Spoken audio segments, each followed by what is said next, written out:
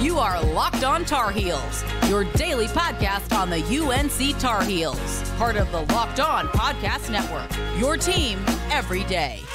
All right, I'm very excited for this. Coach Rob is in the midst of writing a book, just detailing all sorts of fun Carolina stories that he's experienced through his years of interactions with the program.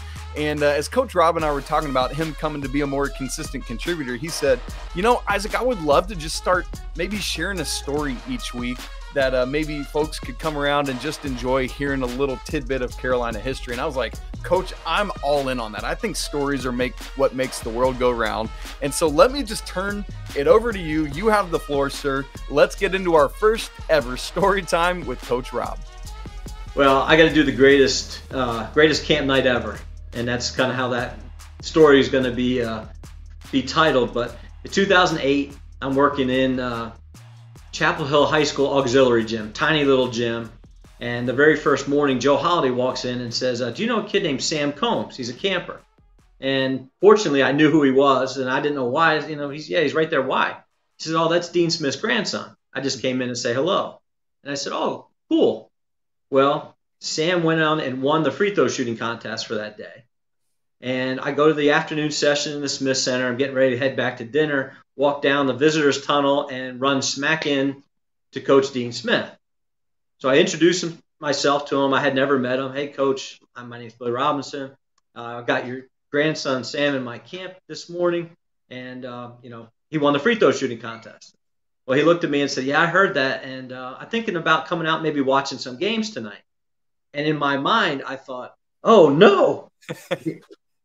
But I said, yeah, great. We would love to have you. That'd be awesome.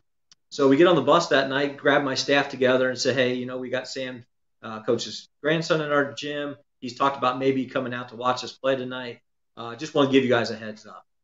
So auxiliary gym, bleachers pushed in so we can play side courts. I get 2 chairs, put them in the corner away from the bleachers just in case he comes. Games get going.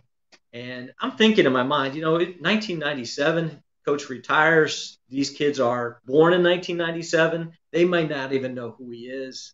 It's going to be okay. Well, about 5 minutes into the game, the back door opens and kids just run. They're just gone while playing. They're in the middle of the game and they run. And I'm like, whoa, what's going on? And I run over there and Coach Smith and his daughter have walked in. And I got all the kids back and brought them to their seats, sat them down, and then said, Coach, what do I do? I mean, they all want to meet you, and I'll be honest, I want them to meet you. He says, bring them over a couple at a time, just don't let me get overwhelmed. So we stopped the game at one end so he can still watch his grandson play, and we walked the kids over by teams just to get a handshake or a picture, just say hello, and got everything under control. Just about got the night, kind of everybody back doing what they're supposed to be doing. And Tyler Hansbrough walks in, reigning National Player of the Year. Everybody runs to the door. Games are just, whoa, what are we doing? Stop.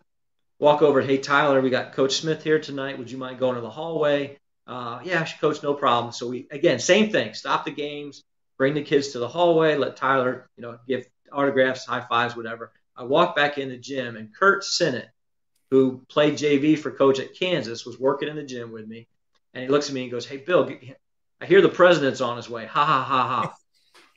It wasn't 30 seconds later, Roy Williams walks in the door. Get out. No.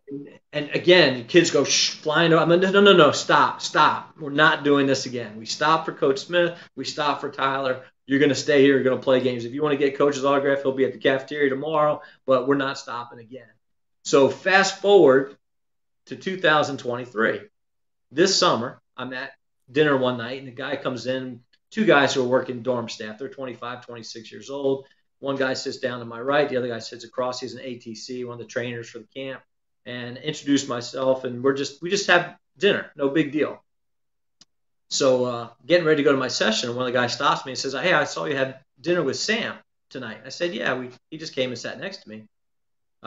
He's just working dorm staff or something. He's just a camper. He goes, well, he's Coach Smith's grandson. I said, oh, no, I didn't know that. Cool. That's really awesome. Well, we go to the coaches' party that night, and we have to get a wristband because you're going into a restaurant that's open for everybody, public. And if you have a wristband, then the waitresses know that you're with your wings and your sweet tea are on the camp. Camp's going to pay for that, not not me.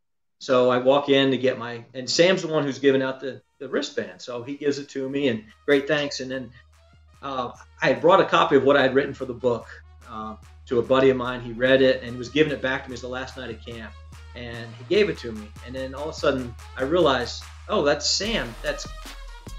Oh, wait a second. That's Coach's grandson. So I went back to him and said, hey, I got a book here. I got a whole chapter on your grandfather. Here's, Dean Smith's got a whole chapter. You might be able to introduce. Oh, thanks. He sat it down. And I went back and sat down, was eating wings with a couple of my guys, and then thought, wait a second. That's 11-year-old Sam Combs from 2008. That's him, all grown up. So I went over to him and said, hey, Sam, there's a story in here about you. You need to see this. And then I went outside. I said, I got to go call my wife. Went out and called Barb, and I said, you'll never believe this. Well, I walked back in, and Sam's waiting for me. He goes, I remember that night. But it was like a full circle moment. The whole thing was but that's the craziest camp story I have. It's just a wonderful experience to be able to be around those guys. And then reconnect with Sam was pretty awesome.